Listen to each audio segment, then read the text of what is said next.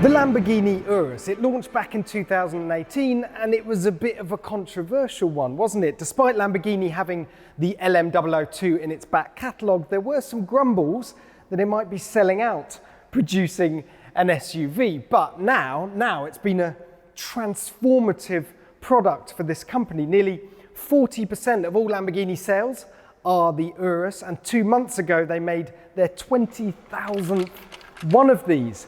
And what that's unlocked is not just bigger budgets for developing the next generation of Aventador and Huracan and the electric car that they got coming down the line, but apparently they've had to up their game with production at scale and the quality and the build quality. So the benefits of this thing are absolutely everywhere. And this is the next chapter. It's called the Urus Performante. Now, you know what that Performante badge means, don't you? A bit more power, a bit less weight, sharper steering, brakes, suspension. And you want to know the actual details, don't you? But unfortunately, I've got a brain like a sieve. So at this point, I'm going to hand over to VoiceOver Jack.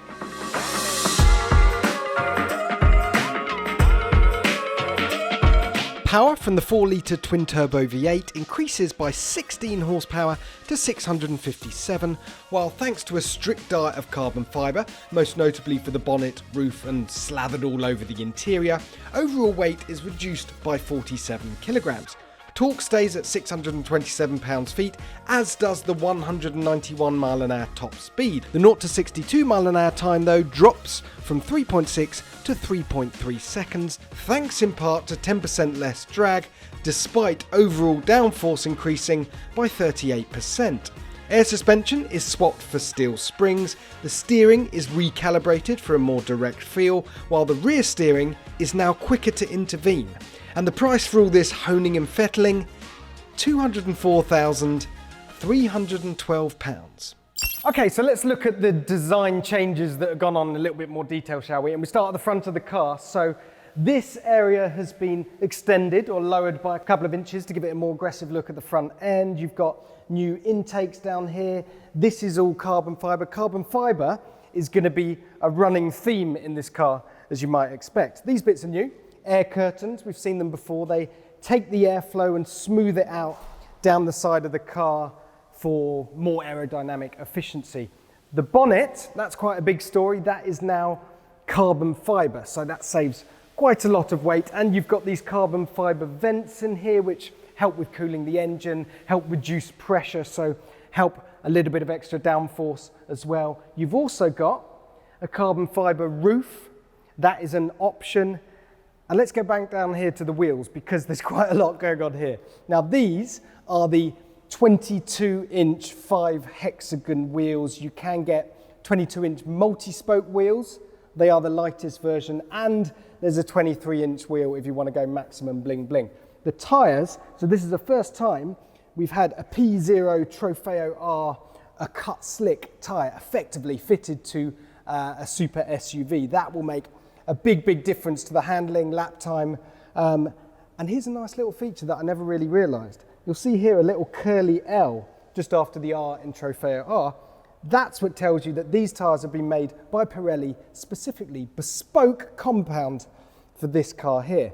Carbon ceramic brakes, of course, and the suspension is no longer air suspension. Yeah, they swapped it out for steel springs and dampers, which is a really important point. You may feel, okay, this is going to be a more expensive car than the standard Urus, but steel springs are what the chassis engineers I've spoken to are talking about, giving it a more compact feel, a more connected feel to the road, and I'm all for it. Other design touches here, black handles, only available on the Performante. These are all just clues so you can spot this car out on the road. We've got carbon fibre wheel arches here. It's 16 mil wider than the standard car, this, and it sits 20 mil lower as well, permanently. And if you come around the back, lots and lots more carbon fibre down here with the diffuser. We got this boot lip spoiler. This is the new spoiler up top here, and titanium Akrapovic exhaust, which is louder and looks fantastic. What do you think? I reckon it's actually a bit more subtle than I expected it to be. But subtle is always relative when you're talking about Lamborghinis. So come and have a look at this table over here, because this gives you a quick look at the Performante specific seats that they've got here, but what I want to show you is the colors. Now, you can have over 400 different colors in your Urus Performante, but the ones that Lamborghini have picked out as the highlights of the range are pretty bold. How about that? How about your Urus Performante in metallic purple? Apparently, no joke, this is a big seller. They're brave people, Lamborghini customers. So yeah, lots of customization that you can do. And just while we're here, spin around, have a look at this wall here. Now this caught my eye earlier as I was talking to Mitja Bockart, the head of design for Lamborghini. I said, oh, what's that? Is that some sketch of some super secret future sports car? He said, no, this is my design manifesto.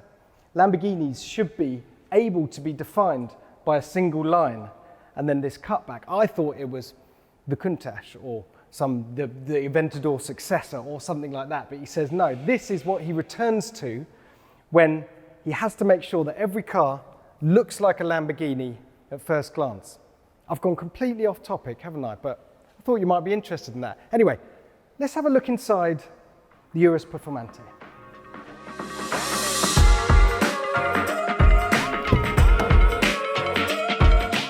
Okay, so what can I tell you about the interior? Well, not a lot has changed really. There's some new graphics on the instrument cluster in front of you, some new graphics over here, lots and lots of carbon fiber and some slightly more lightweight Alcantara dotted around. But really what matters is this switch down here, the Anima switch, which is basically your driving mode. So you've now got Strada, Sport, Corsa and Rally. Yeah, that's right, Rally is the new one. I'm going to go and focus on Corsa first because today we're at Nardò, the proving ground in Italy, and we actually got a chance to drive this car on track, and it was a pretty eye-opening experience actually. We got to drive around in a standard Urus first, which is a lot faster and a lot more accomplished on track than you might think. I first drove that thing on track back when it was launched in 2018, and it is still startlingly good around a racetrack for what is an enormous hulking super SUV. And then we jumped straight into this, the Performante,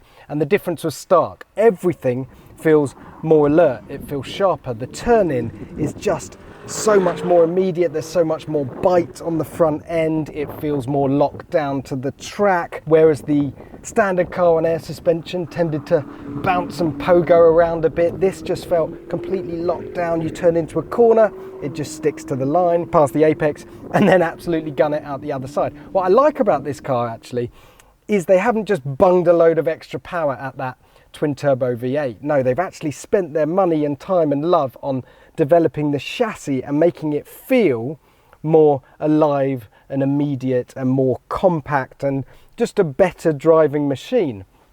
So big tick on track then. And then we went after something called the Strada Bianca, which is basically the off-road track here at Nardò, and we had a bit of a drift off because if you put this thing in rally, it's a special mode that loosens the ESC off, chucks all the power to the rear tyres, lets you hool around and live out all your WRC fantasies. It's something that just shouldn't be allowed to do it. This car is enormous, and yet it was dancing around. I have to be honest, that was some of the most fun I've had in a car in a long, long time. It's stupid, it's silly, it doesn't really apply to everyday life situations, but who cares? For me, what I like about this car is they've done the engineering right. They've dug into it, they've spent their money, they've done the chassis properly, they've made changes that make a difference, but they've also retained a sense of humour. So this rally mode is ultimately unnecessary, but it gives us something to talk about in the pub. It gives us something to dream about. And I've told Lamborghini, you have to include some sort of dusty gravel off-road driving experience with this car because customers will be astonished by what it can do. So yeah, overall, it's a big thumbs up from me. My only hope is that customers use this car for what it's actually capable of, not just on the school run.